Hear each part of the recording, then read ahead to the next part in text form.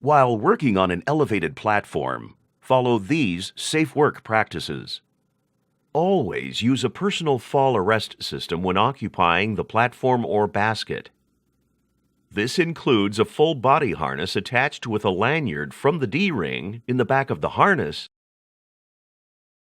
to the manufacturer's anchor point in the basket or platform in a manner that minimizes the fall distance. Do not tie off to any part of the guardrail system, nor to nearby poles, structures, or equipment. If the platform or basket does not have an approved anchor point, a personal fall protection system cannot be used. Always stand firmly on the floor of the platform and wear approved footwear for good traction on the platform. Never step or stand on objects present on the platform floor.